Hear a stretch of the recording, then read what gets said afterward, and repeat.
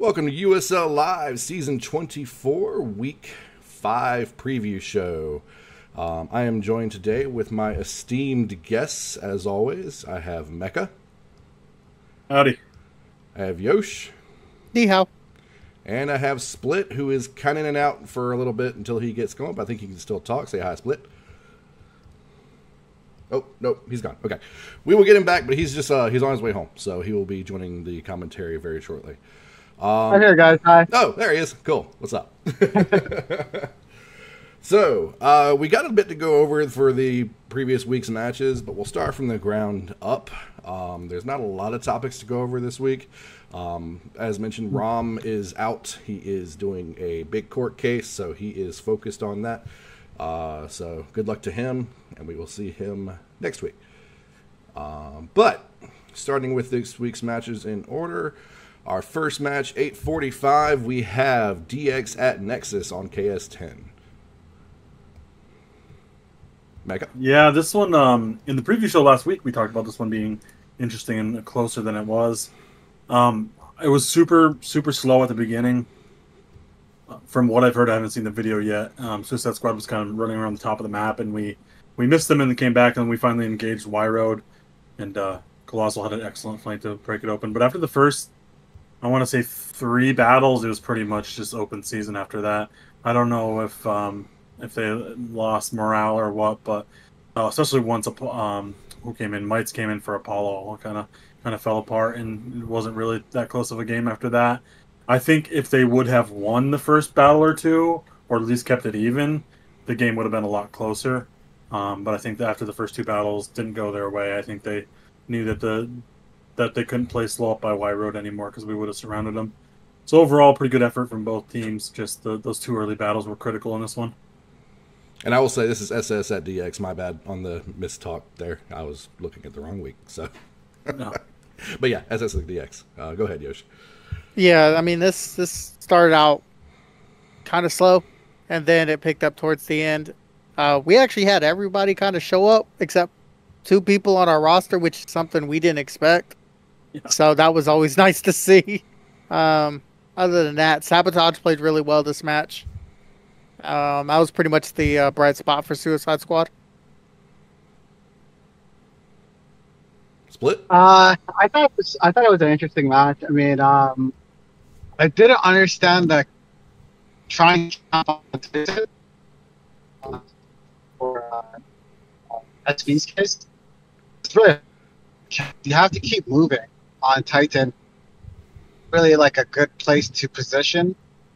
I did notice that the first bout that they had, even though their camp failed in a sense, they still got kills. Splitter, we are losing you a bit on Yeah, robotics. Split, we can't hear you. Just join us when you get back to your house. Yeah, We're roboting a lot. all good. I'll get an overall view from you from the matches when you get back. But yeah, we're roboting a bit. Network stuff. But all good, man. But yeah, so just to agree with you guys, I did think it was interesting to kind of watch. Sabotage, as you mentioned, was a bright spot on that team. Sav going AT actually threw me off a little bit. I mean, he does it, obviously. But I almost expected to see Eric doing it, but, you know, he was killing it the other way.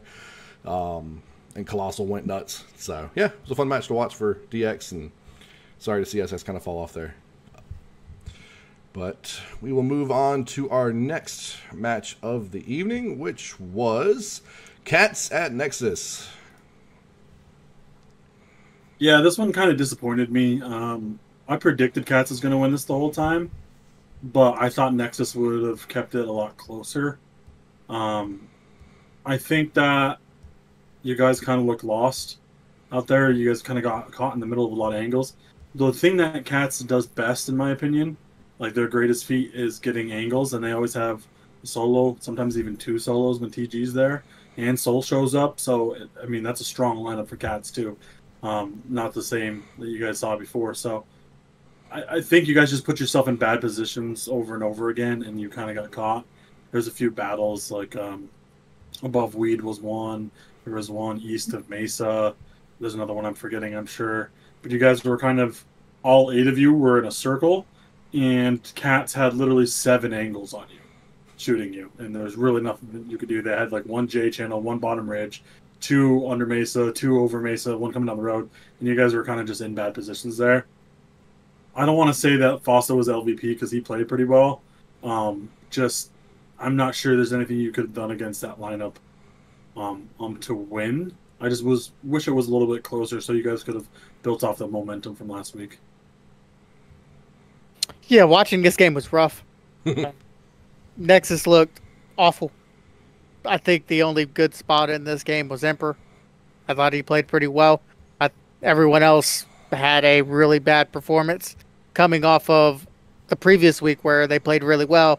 You could tell maybe it was the map, maybe it was there was no game plan, but it did not look good. Yeah, and the whole night really in general was kind of rough for us, and that'll obviously we'll get into that in a moment. But we had some struggles in general. Fausto played well for leading and where he was, and Chompy did overall okay. He had a good amount of assists. But yeah, I mean, I think honestly we saw Soul and TG in the game, and a lot of our guys just kind of almost deflated a little bit, and it felt like we were playing that way. So it's it is what it is. That was a really good lineup. We did play just into some really bad spots, and they had us one step ahead the whole time. So it is what it is. But yeah. The one other thing I would say too is you guys need to coach the as Sav said the main character syndrome out of Stoink. He was just a little too aggressive that game. He got caught out quite a bit. I don't know if that was because the call was to go forward and the other people were behind him, or that he was just trying to make something happen and it didn't work. But there seems to be was a chemistry issue that game with the rest of the team in Stoink because he was always out there dying first. Yeah, no, agreed. And there was a lot of that was us trying to just playing a little bit overly passive, even in some cases. And Stoink just doesn't play passive, so he was just running in and getting ahead of it. Yeah, fair. Getting that rain on it was just hard to do, obviously at that point. So, yeah, I mean, as mentioned, it kind of is what it is. But rough week. And we will. Let's see. I got some background noise there from something. Split is okay. Cool. All right, yeah, he's still driving, I think. All right, moving on to next game at 10:15 was Nexus at Crusaders. Crusaders win that one 60-37. Your MVP was Universal Soldier. Take it away, gents. Yeah, this is another one I kind of predicted. I said that if you guys let Oct and Bax go wild, this is what was going to happen. That's kind of what happened. You don't see Bax going 10-3, but he hit a lot more snipes than that. And Oct was definitely controlling the pace of the game. But also shout out to Jake and Uni. They both had really good games in this one too. Yeah, again, not sure what was happening here. I know Manu is a pretty decent leader, but you guys were letting them surround you pretty much. Sorry, I was a little low there. Pretty much every battle. Not a lot of bright spots. I think Emperor played well the first game, and he looked lost the second game. And I think you guys put your medics in pretty bad spots too, so it made them look a lot worse than they did last week. Overall, and then Chompy and Fossil both had good games as well. That's kind of to be expected at this point.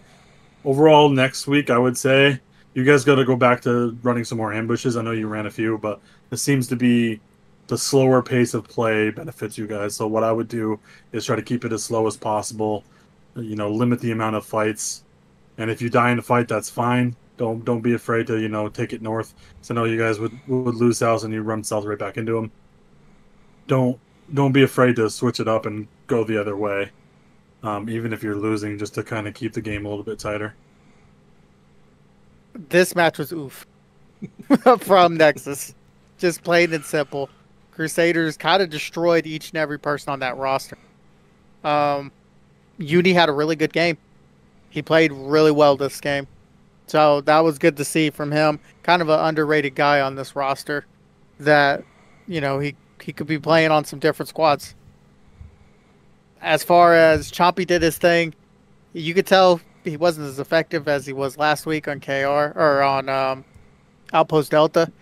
KR is a different kind of play style. It's not a real ambushy map. KS10, we're gonna see how you guys adjust to that as well. But I thought Manu played really well. You know, he led these guys, I'm assuming, and did awesome. Yeah, I mean, I agree. Manu did lead very well. Coming from Kale's side, again, it's really hard to break into some of these fights. Not using that as an excuse, but as we know, Kale in this map is, you give it the 20 kill line that you mentioned, it's 3 kills, right? So, and honestly, a lot of that 60-37 was us coming back in the last 7 or 8 minutes, I think. At one point towards the end of the match, my squad will tell you, I was like, stop giving these fuckers respect and fucking push.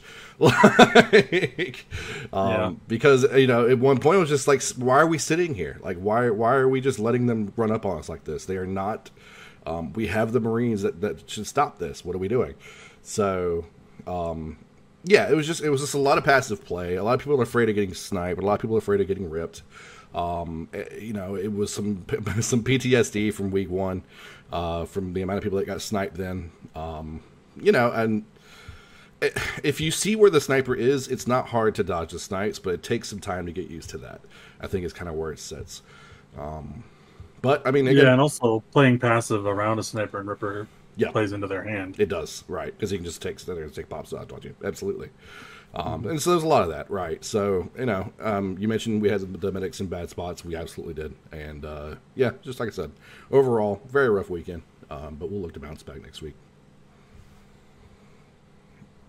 All right. So, moving on to the next match at 11 o'clock. This is going to have some conversation. NWO at Cats. Score was 43-39. Cats win. Your MVP. I'm back also. Dog. What's up, man? Am I coming out clear? Yeah, you're pretty clear, actually. Okay. Real quick, Okay, I'll let you go ahead and talk about the first 3 that we had. They're kind of just rundowns. Just give us some opinions on those first 3 matches there, Split. I can only really comment on the first match just because that's the only one I watched, and the videos aren't out, so it kind of sucks. But let me just go back to it 1 sec. I think it was the Suicide Squad versus DX, right? Yep. It was definitely rough for Suicide Squad.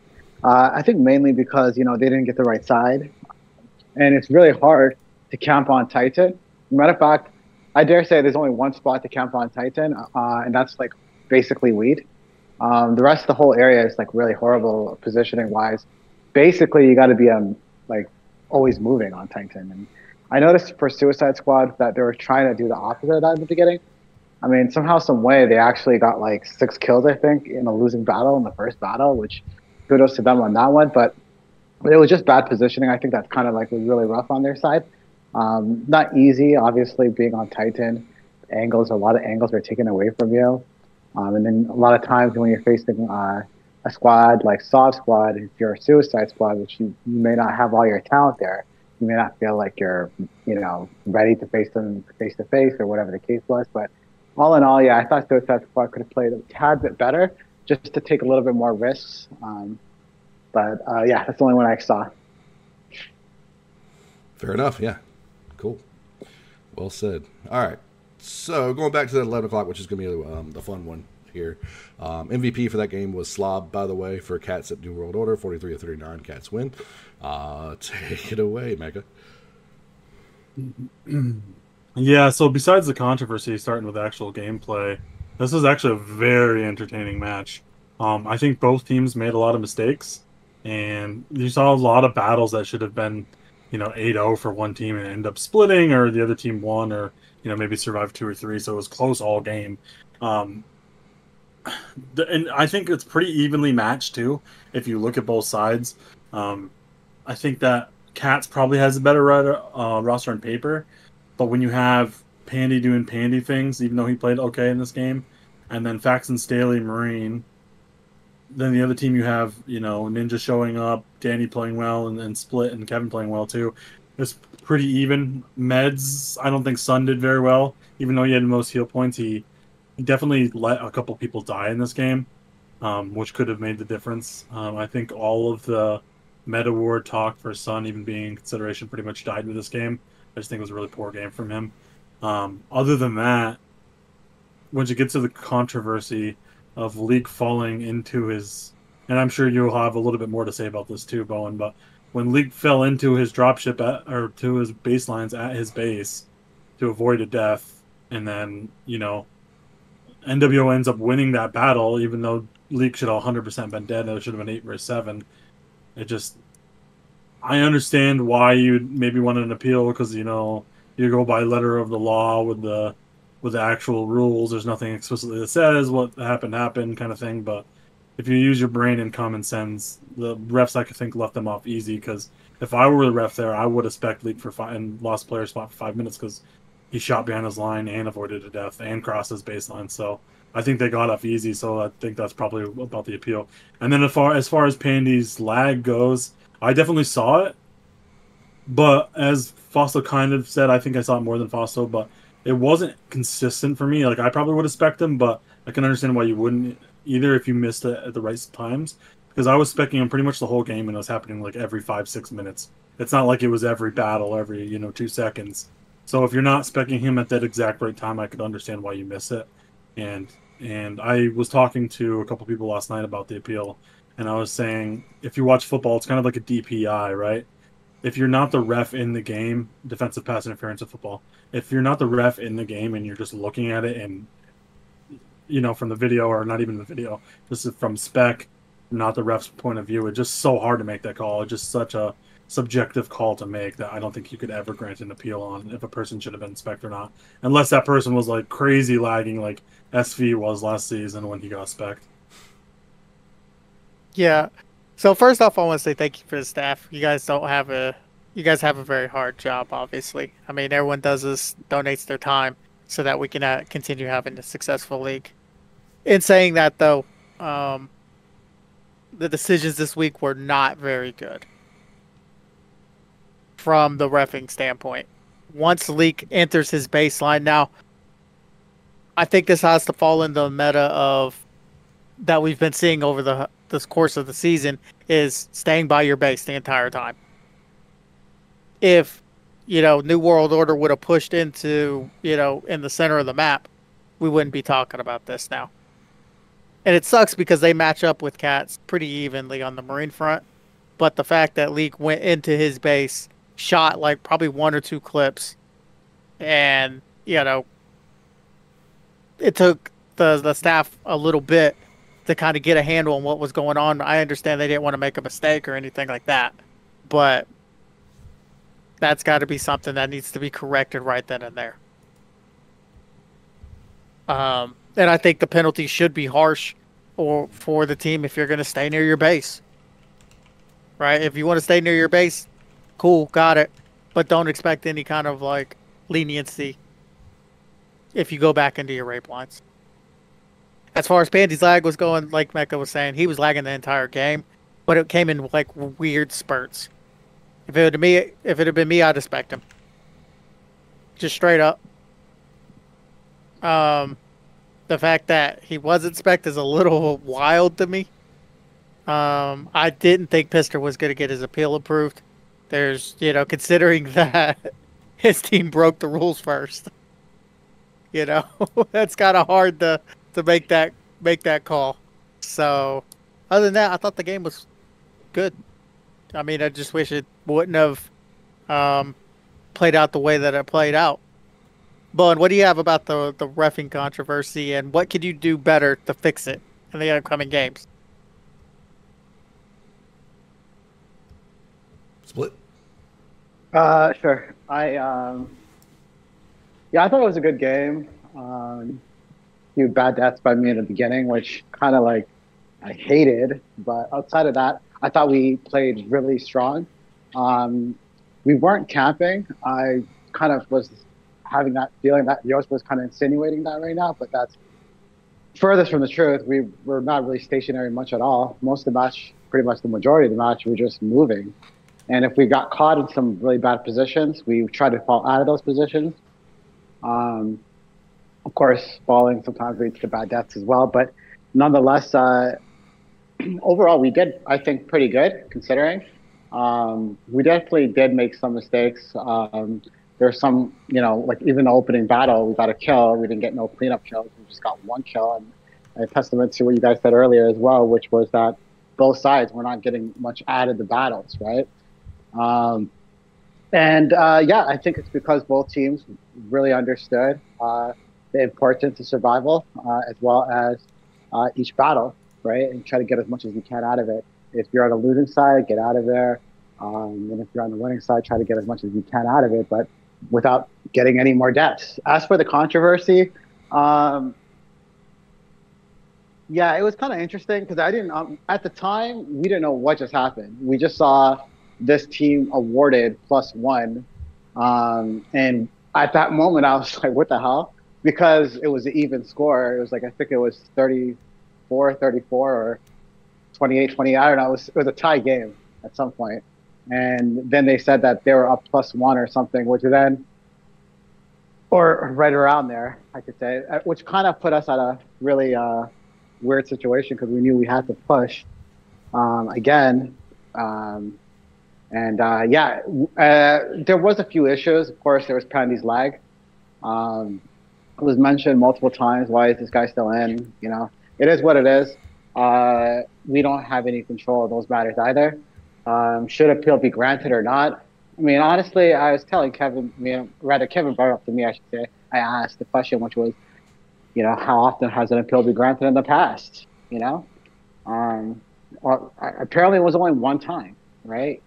Ever that an appeal was granted. So, I mean, the odds of this one being granted, I probably guess not, right? But with that being said, yeah, we definitely should be in some improvement, especially with players that are lagging at times. I mean, if there's lag that's visual, I feel like there should be just like, that's it. Players should just come out. And I get it if their lag is kind of like in spurts, but if we're seeing more than one person say something, I feel like there should be some, caution there. As for the game overall, yeah, honestly, I enjoyed it. I mean, I made mistakes. I'm sure other players made mistakes. I feel like I could have played even better, but with that being said, and I'm quoting Eric on that one, I think that we're going to be a lot better after that match because we all kind of learned a few things. Yeah, so I mean, it was good. So I'll just speak to the match at first. I mean, it was a good match to watch. It was really competitive. You guys really put on a good show. It was just a fun match, and honestly, seeing Cats and NWO play again in the future will be fun for me. So, but getting to the controversy, so there's a lot of going on with the rules as far as baselines go, and unfortunately, there was some talk prior to the week starting. About some concerns about a squad utilizing the baselines in a manner that was kind of skirting rules and getting around the rules and falling into baselines to avoid death. Was the specific scenario that was brought up, and it was brought up out of the blue. So it became a question of, all right, well, this is being brought up out of the blue. Somebody's planning something weird. And so we need to edit a rule. And that was done to create 7.8, saying you cannot fall into your own baseline or fall into an enemy's baselines to avoid death. What happened was a player fell into his own baselines to avoid death, which falls into the line of two different rules that kind of argue with each other. It's interesting in a way, right? Because you got 7.4 that says, they can't enter their own baselines, and person who does this is warned and has to turn back, right? That verbal warning is such a weird setup because you're saying, because we were in captain's chat saying, hey, this guy he's fallen into his lines, like he needs to turn around. By the time that warning was heeded, the damage had been done. He had circled around a building and was getting an angle. And then 7.6 talks about, if opposing team would get a kill awarded, an opposing team for each player found in violation of the rule. Like there's a couple these two rules really argue with each other. That creates this impossibility for staff to really follow up on and be able to really staff it, like ref it. The baseline rules are very convoluted, and they've become that way gradually over time. because of the different people trying to mess with them, or different suggestions, or different edits. Last couple seasons of edits and rules have been very aggressive, and now the rules are just a mess. They're very hard to interpret for a bunch of people who are just here, giving their time to just look at stuff, right? So going from baseline rules, yes, that's kind of why I went to the +1 kill. Like he should have died. Honestly, him, as Mecca mentioned, like the damage he did in that battle was really far worse than that one kill really showed, because that was a turning point at the point in that battle, and the fact that it became tied, it shouldn't have been tied. So, that's just talking from the standpoint of that. Now, Pandy's lag was another interesting one because I don't know if it was poorly timed. There's 2 people watching 16 players in game, also watching for chats and making sure that nothing's going on. Like, it's difficult for anybody to keep track of every player all the time. And when you mention, he's doing it once every 5 minutes and the visual lag, so it didn't get brought to my attention probably until about the last, 8 minutes. And then when I was asked to give it a third eye from an admin standpoint, I looked at him for about a minute and I was like, yeah, he's fine. I mean, his numbers look fine. His visual lag looks fine. Like nothing's going on. And so I moved on to spec somebody else. And then almost like a minute after I stopped specking him, somebody else said, oh my God, he's lagging. And then I jumped to him, and it was probably like the last 15, 20 seconds in the match, I think at one point, that he was visually lagging. And I was like, oh, well, there it is. And at that point, the match was over. And the battle he was in, he was about to die. So, like, it was very much like, if I spec'd him right then, it would have cost them a kill, even. So, I don't know. It's very, like... It's another one that's very difficult to catch, especially if somebody's doing it so intermittently, and you have 2 people watching 16 people. Like, it's a lot to do. Maybe some stuff was said in spec chat, but, I mean, refs are normally told not to look at things going on in spec chat. They're normally told to watch captain's chat, and I don't know that an official request for lag check was done until sometime in the last 10 minutes. I wasn't there the first 5 or 10, so I don't 100% know that, but that's when I saw one. So, it is what it is, and we talked to the players about it, we talked to the captains about it, we talked to the refs about it, and that's just kind of what it boiled down to. These rules for baselines will be rewritten next season. They will be rewritten to a point where people cannot cross into them, period, once they're out of them. I think baselines will probably need to be adjusted to set up for that, since some of them are pushed out so far that you kind of need to go into them sometimes.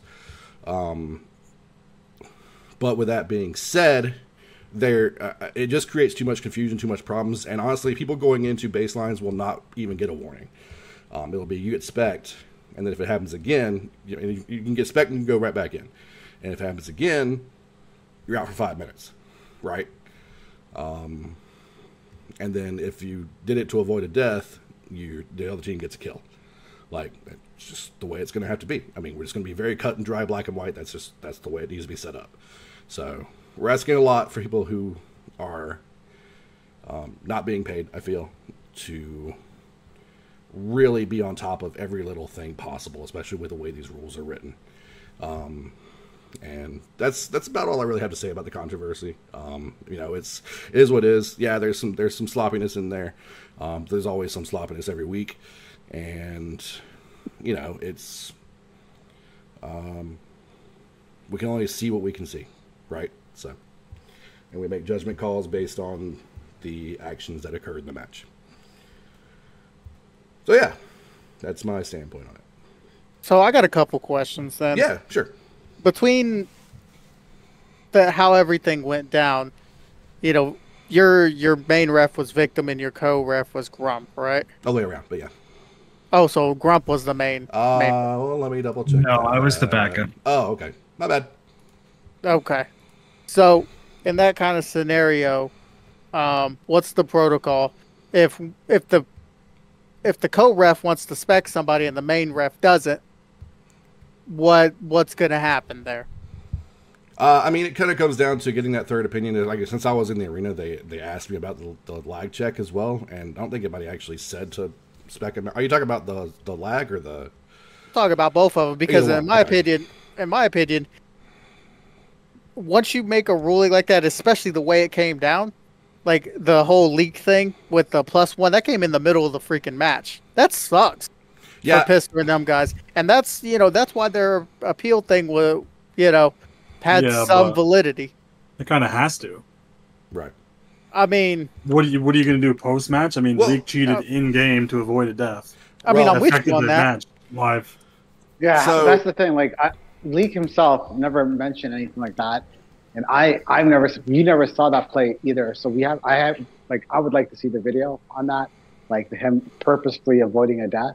But the part that kind of for our side was kind of like questionable was that, let's say he crossed rape lines on accident, which was more than likely the case. Sure, it's League. You can give benefit of the doubt there. Yeah, sure. Yeah, let's say that's the case. What's the acceptable punishment if there wasn't a punishment on accident? Wouldn't it be a warning in that case? And these are the things that we were thinking about, because all of a sudden we're getting in a really close match, that one kill difference, especially in a tie game, it really does matter. That's why we're like, we don't understand this. So there's two questions. My question is, why are you pushed up to your base at the beginning? Right? Like a little bit falls on the leadership on this too. Let me. We're moving around, right? We're moving around. We're not stationary. So I think at Then one how point do you get caught by near your base if you're moving around? I think the battle that it might have happened, I'm not even sure what battle it happened, to be honest. It happened pretty early in the game, Split. Yeah. So I think it was the battle. So how are you getting caught near your base at the early part of the game? If you're No, quote unquote it was- moving around. It was after mid game. It wasn't that early. No, because they announced the +1 in the mid game. Let's look at the tape, because right now, honestly, I have no clue. I'm not sure when it happened, but we were moving around. I don't think we even set up one camp the whole match. Literally, so the whole match. if I can weigh in one more time too, I was watching League in the play. He fought the building under the gold building by Titan Base that has the new baselines. So yeah, he crosses it. Those are new baselines on KR. It's Leo. You give him the benefit of the doubt. But then he goes up and around the building to avoid fire from cats. And he was trapped against the, he had his back to the baselines, and to his right was a building. So he was going to die. It just depended on how long it took. And then that battle should have been 8 versus 7. So I think you have to grant that. I mean, I would have spec'd him, like I said, for 5 minutes and lost the player slot, because I'm pretty sure he shot too. But I had to see the tape for that. But so you have to do it in game, or it's just then Cats gets an appeal. So I think it just, because the way the rules were worded and it was kind of unclear, I think is the issue with the situation. So hopefully when we get that reworded, we won't have to face this in the future. Yeah, that is kind of the crux of it, and I'll answer your questions real quick to you, Yosh, as well, and Split for that matter. So the comment about me doing it mid match, I actually said it in Captain's chat first. There was no response, and then I wanted to wait until there was no battle actively happening before I made an arena message, because I made the arena message when battle stopped. So I didn't want that to distract people from what they were doing at the time.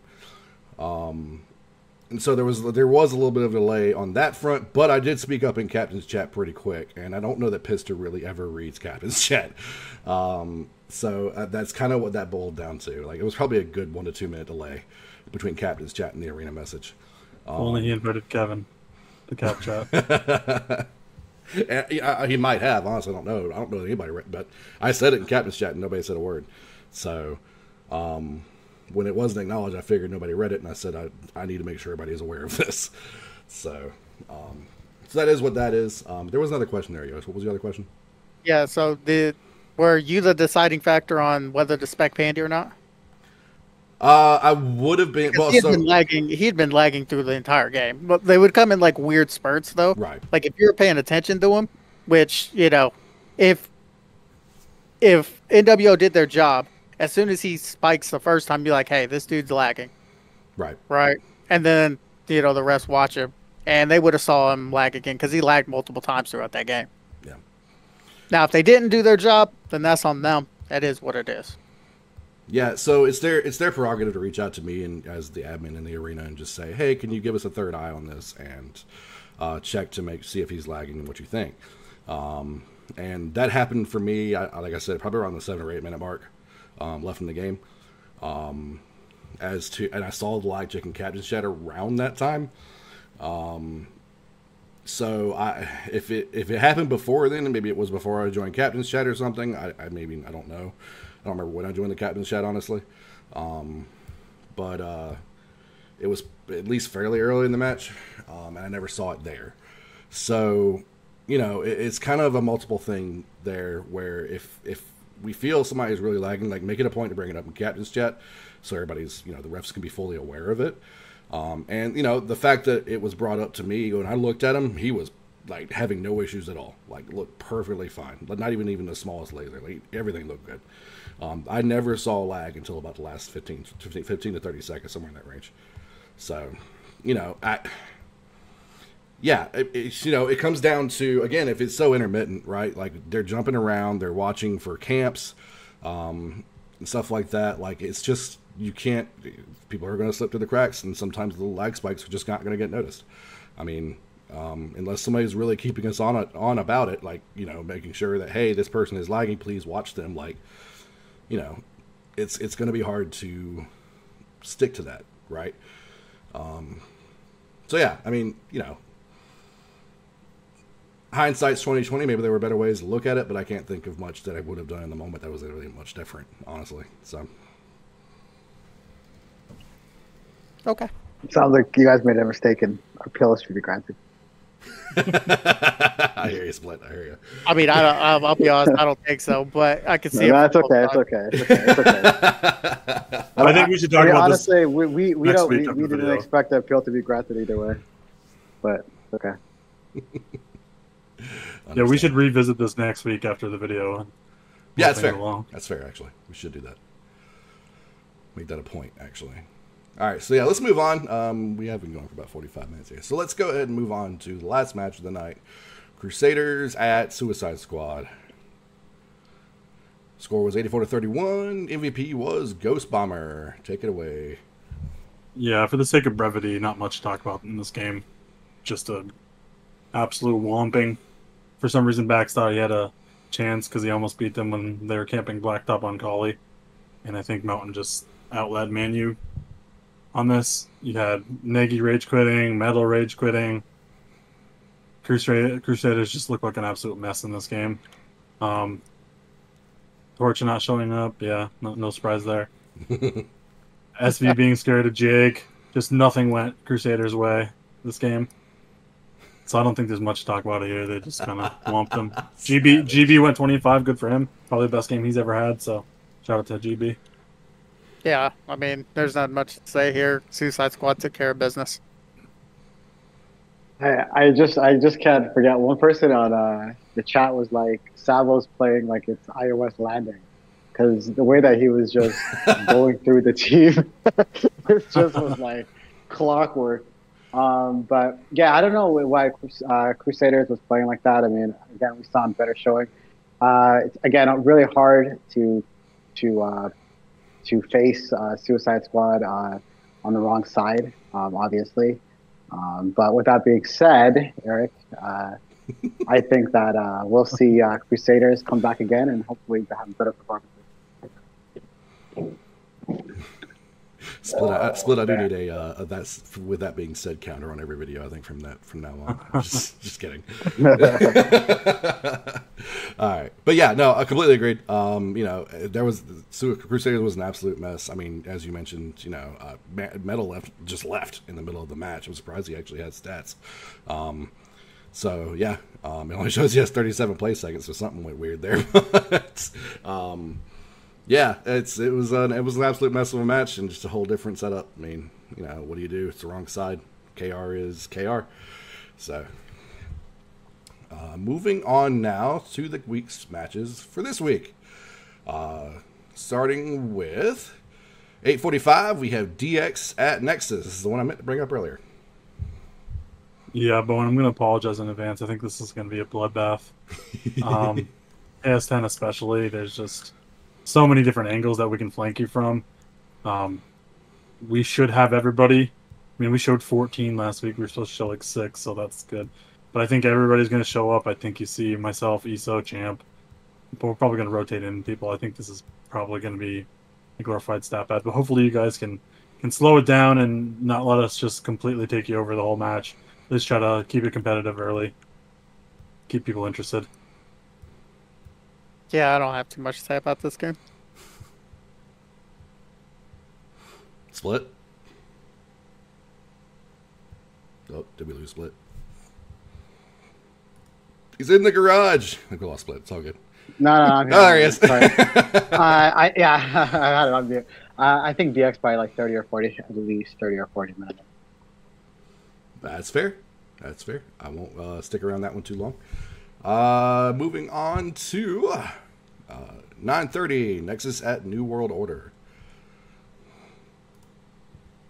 I think the same thing. I think it's going to be a rough week for Nexus, so hopefully you guys can spread some playtime and keep it positive, because I think you're going to lose both of these games by quite a bit, so maybe just try to spread playtime.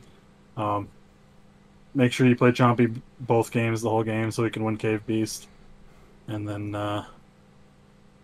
look forward to some games next week. I just don't think this is going to be pretty, unfortunately. Yeah, hopefully, guys, can do something on this map. Maybe get on, practice a little bit. You guys got a lot of new players that don't have a lot of experience on Chaos 10. Yeah, I think New World Order wins this one as well. Yeah, I mean, both games we'll try to keep it competitive, as we always attempt to do. Just depends on how we show and whether we can utilize people like Chompy. So, yeah, it's just be an interesting weekend. Moving on to our 10:15 match is going to be NWO at Crusaders. This is going to be an interesting one, too. I think NWO should run away with this. Crusaders has played well against them in SPs and stuff, but I just don't think it's going to translate in game. If you have the same people for NWO showing up as they did for Cats, I just don't see how Crusaders wins this game. Also, NWO needs to win this game just to solidify for sure, third seed, fourth seed, something like that. I think they're probably in the playoffs no matter what. But winning here is definitely important, because you could end up, if you accidentally drop this game, you could end up fourth and play the X in the first round instead of getting third. So they got to think about that. So I think they will think about that, and I think they'll take this game over pretty easily. Yeah, NWO should run away with this game. You never can count out backs, though. This map is a little bit open, so if they give him too much respect, then he could turn some fights. It will be interesting to see who shows up for Crusaders, though, with Negi rage quitting, Metal rage quitting. It'd be interesting to see what their lineup looks like. Yeah, I think we win as well. Yeah, nothing more to say. Yeah, I mean, I think it's a runaway. Bax went 7-13 as Sniper the first meeting between these two teams on the same map. So, if Ninja shows up, it's an absolute blowout. If he doesn't show up, maybe it's a little closer, but I still don't see that otherwise, honestly. So, yeah. Moving on now to our 11 o'clock match will be Suicide Squad at Cats, probably match of the week. Yeah, this one's going to be a good one. Speaking of playoff implications, this one's going to be really good. Because earlier in the year when they played, Cats blew them out. They beat them by 24. So if Suicide Squad can come back and win this one by 24, there could be some late season heroics that could be made for Suicide Squad to slip into second or third. I don't think that Suicide Squad will be able to do it. I think Cats will take them seriously. I think Cats is rounding into form. If they are somehow able to get TG and Soul to show again, I think Cats wins this going away again. If they're missing one or both, I think Suicide Squad has a chance. If they're missing both for sure, Suicide Squad can win this, I think, because then you have Cats using either Chica or Yami. And even though I think that Cats roster is way better than Suicide Squad, when they have to use Chica or Yami, I think it evens it out quite a bit. So my prediction is if they show at least one of TG and Soul, that Cats will win this game. Yeah, I mean, they need to show TG and Soul in this game. Probably won't be very close. But if they don't, then that's where Suicide Squad can take advantage of them and potentially win this game. Yeah, I think it's gonna be a very close game. Sabo came back. He's playing really good. Um, question mark on Legacy if he's gonna be back for this match. He's back. It's gonna be really rough. I don't think he's going to be. I think he's in Japan or If he's something. not, He said. okay, if he's not gonna be here for this match, if it's the same lineup that they had last week, honestly, that lineup is really strong. Yeah. I think that lineup would probably win. The question mark is by how much. I think if SV plays smart, he's really good on this map. That he's gonna probably keep it within a 10 kill or less margin. All right, fair enough. I mean, yeah, I echo a lot of what you guys say. I think Soul and TG are big factors in this. Legacy being out, especially. So, yeah, see what happens. But I'm kind of on the same boat. Cats can run away with this if they get TG and Soul in. So, yeah, prove us wrong, Suicide Squad. Before we say anything, though. Last match of the night, though, goes into being the Crusaders at D-Generation X. Yeah, I think this is going to be another bloodbath. This is just kind of a bad week. I don't think there's going to be very many good games from this week, unfortunately. So it's going to be another bad game. I think you'll see us spread the PT out quite a bit in this game because now that KD doesn't matter in non-playoff squads or non-head-to-head, I should say, you don't need to sweat as hard, which I think is probably the best rule change that we've made in the past couple seasons. Thank you. So I think you'll see, you'll see quite a bit of playtime in this match. And I think Eric is going to make Bax's life a living hell as AT, just chasing him through rape lines pretty much the entire game. Yeah, I don't have so much to say about this game. DX. What's that? Yeah, I kind of look forward to seeing Eric just chasing Bax around like a damn puppy. But yeah, it's gonna be funny in that front. But hopefully Crusaders can make this at least respectable and nobody rage quits in the middle of the match, because this would be one that people would probably do it. I'm hoping they at least show and don't get dejected by everything that's happened this season. At show 8, put a good match on, and make a showing, and I'll be happy. But DX is going to win by like 50. So, all right. I think that's all I got for matches. So I guess it's time to move on to the mailbag. Yay! Yay! Woo! All right. So I only got one mailbag question, and I'll turn it over to you guys for the rest. This is kind of a quick mailbag. Why did Posty not get Cave Beast in season 23? The last game of the year, man, was the Cave Beef Championship. Center went like 8-4 as medic, had most heals. I think Center just played a better season overall than Posty. I think Posty played a good season, but coming in and playing solid medic in your first season since you played SL1 and 20 years ago, and Meta is way harder than Marine, because Marine you can just run in and get kills and it looks like you're doing something even if you have a negative ratio, whereas being out there as cannon fodder as medic all game against the worst or second worst squad in the league, I think deserves more of a consideration. So that's why our Center won. Yeah, I think it was the last game of the season that really got the voters voting for Center. He played awesome that last match. I was always on him, but yeah, for sure, like the Cave Beast Bowl. Yeah, he put in work. He did indeed. I can't say much about it. He was on my squad, but yeah, Center went nuts that last game. So yeah. All right. Let's see. I think Mecca, you said you had a couple.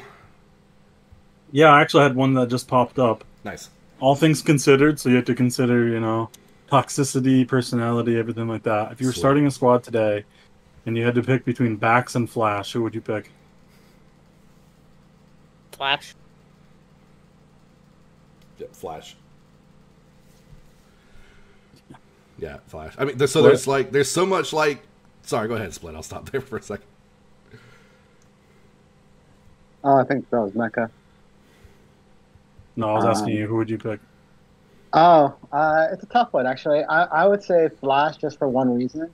That, like, in terms of important roles, like medic versus sniper, I would obviously choose a medic, right? Yeah, that's the only reason. If Bax played primarily another class, obviously there would be a harder debate here, though. Yeah, I mean, I'll say, like, with Bax, like, good player. Outside of the sniper thing, even in general, like, you know, whatever that is. In my case, like, Flash doesn't bring as much drama to your squad as Bax does. And he just does. His personality brings a lot of drama to a squad, and a lot of people don't want to play with him in a lot of cases. So, you know, it makes it a little difficult to say I would take Bax on the squad. So, yeah, I think that's kind of everybody's thinking. I mean, I think Bax mechanically as like an LMG is probably a better kill class than Flash as Marine. But once you consider everything else, and Flash can med as well, so more helpful. I just think that you have to pick Flash. Wait, we're talking about the same one that got into a fight with Splittah, right? There's drama there. Like But you notice that there's no drama. And Splittah picked Flash is even after all that. That's what, yeah, exactly. Hey, you know what's crazy though? Flash got better though. From where he was from before to now, he's way better. I mean, it's a popular meme on our Discord that, you know, when you started to lead poorly, I started to make mistakes, I believe, or something along the lines. Yeah, he could have been, he could have been telling some there's some truth, I was leaving like shit out. So that's fair. Look at that. But I think you just take the med, right? Yeah. Medics are very, very hard to come by right now. So that's my answer. It has nothing to do with any of the other stuff. Like the personality stuff, that's whatever. You can get past that stuff. It's just from a gameplay perspective, I'd always want to try and build my meds out first. I mean, we learned that last year. Yeah, that's fair. Yeah, next one. Yeah, I only have two, so this is my last one. Okay. Yep. Should we vote on Sniper being removed next season, or is it already a done decision that will be replaced with Black Ops? I'm gonna let you guys speak to that. I mean, it should have already been removed, according, right? Like, it didn't lose a poll already? It definitely did. So, whatever. I just don't understand why we just don't nerf the class, like, versus just moving it all as a whole, Well, I think, to speak to that, though, I do think that Spec Ops will have a lot of the same playstyle as a sniper. It will have a long-range sniper. It just won't be somebody shooting for 65 that you can't shoot back because they have 100 HP. And then the next question is, why even remove sniper as a whole to begin with? Like, just period. There's only one player playing it, and it's not really effective in majority of the battles. I mean, how should I say this? He's not winning matches back. What's the point? You know what I'm saying? I think the point is it already lost the poll to be removed, and it's still in the game. So and actually, the community was polled and it lost. So, and actually, you kind of made the point, right? That was kind of my point with it too. Was only one person's playing it, and it's been deemed to be he's not winning matches with it. It's been deemed to be kind of a detriment to your team. That is honestly why the class is busted in its current scenario. That's why the class doesn't need to be in USL in its current form, is because one person finds it useful and the rest of his squad barely does. Like, and that's what Sean. Bax is a great sniper. He is, but it is what it is as far as that class goes. And when was sniper in USL anyway? When did they start putting it in? Oh God, I don't know when. Like mid. Like 13 or 14, I think. Yeah, it's been a while for sure. This, it was an early SOE USL, but it was gone for most of it. Right. It was gone by season 3. Yeah. It was just back when Scout. Remember when Scout was there and everything too? Way back. I just feel like there's no point. Like, it doesn't. It's like no harm, no foul. Like, there's no situation right now that it's affecting any squad. If anything, may affect Bax's squad, but then again. Why do we care? Simply because Bax is the one that made the squad to begin with, right? Honestly, I just feel like there's no point in removing it. This doesn't make any sense. It's a better way to put it because it has no effect on anybody. Except Bax, That's it. I don't know. I mean, I guess I kind of reiterate the fact that if one person's playing it, it's kind of broken. It's not. It's not important enough to care about. Right. And not caring about it kind of means it shouldn't, like, it just doesn't really be there, like, in my opinion. And I'll say this, like, my hope is that the Combat Ops, Spec Ops, Black Ops, whatever the heck this new class is a different version of a sniper. It will still have the long-range capability, but it will also have the ability to push with a team. And that's kind of my hope with it, is to give it the ability to have some movement, so that it's not just sitting back 2 cords back, just shooting off, and you can't get to it. So yeah, something that matches the rest of USL playstyle a little bit better. Right. Okay. You guys are gonna make Vax retire. That's fine. Let me move on to my question. So, it's common knowledge that many of our maps are unbalanced. Has anyone in recent memory tried to make a mirror map that has identical sides? Are there cons to having this sort of map, or are we stuck in our old ways and just prefer unique terrain all throughout? A mirror map would be great, honestly. I mean, that's kind of what... Is there a mirror map? KP, kind of. Not KP. What was the other one? The diamond in the middle. I can't think of...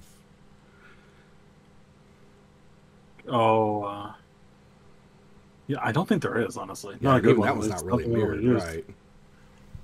Lava Station was kind of mirrored. Should we bring that back? I don't even remember Lava Station hardly, dude. I love Lava Station. Yeah, it was super fun. I think it could come back. I don't understand why we don't try Lava Station if we're trying this awful OD. Kaiser Pass is the worst map probably ever invented. I will say Urban Decay grew on me, but like I don't see why we can't. If somebody wants to make a mirrored map, I'm sure we would test it out. Seems like we're going to give every map at least a shot to make it into a season. So somebody should get on that. Somebody go make a mirror map. Yeah, I mean, I'm down. Sounds fun for me. I'm not going to make the map, but it sounds fun. All right. I don't have time. I've looked at the editor and played with a little bit. It's like, man, that shit takes a long time. Yeah, the editor is fucking dog shit. Yeah, my second question goes, with the USL season winding down, what are some of the major changes that you're looking to implement, Bowen? Maps next season will be randomized. So put them on a wheel, spin the wheel, different map every week probably, and coin toss for home team. Like, that's kind of go back to that a little bit, but give it some fun randomization and make it so that nobody has to have the problem of choosing. Put it that way. So, yeah, random stuff. I like that better. Right. So we're going to have all maps available next season? Except for the 3 that were on this season. Oh, okay. Yeah, I will probably omit the 3 that were in this season in the spinny wheel, and go with the ones that are the others that are available. So it probably would end up being the rest of the maps depending on how the schedule plays out, because we're also going to spread the schedule out a bit more. But because fucking 6-week seasons is insane. Yeah, no, it sounded great to a lot of people at first. A lot of people were saying, "Yep, just do 2 matches per squad, do it done in 6 weeks, we'll be good." Yeah, then we realized scheduling fucking sucks. So we're not doing that again. So that will be spread out more, probably similar maybe to that 8-squad setup or 8-week setup. I don't know. We'll figure it out then. Just not this. And there's one other big change. Baselines, I mentioned that earlier. You won't be able to cross into them next season without getting spec'd and possibly getting a kill put against the other team, depending on how you do it. So I think that was it. And we're going to rewrite all the rules, probably in general, honestly. Like, they're going to be compressed.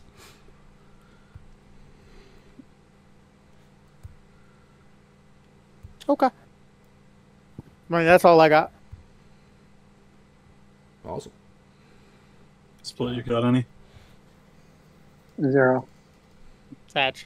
Someone show Splittah some love and give him a question every once in a while. Right? I didn't smile once versus USL Live. So I didn't either. I've smiled. I'm smiling now. But the lack of just heat and anger and just fucking derisiveness. Like we need some toxicity in these questions, guys. Come on. We had it last week when you guys went off Eric, on Yosh.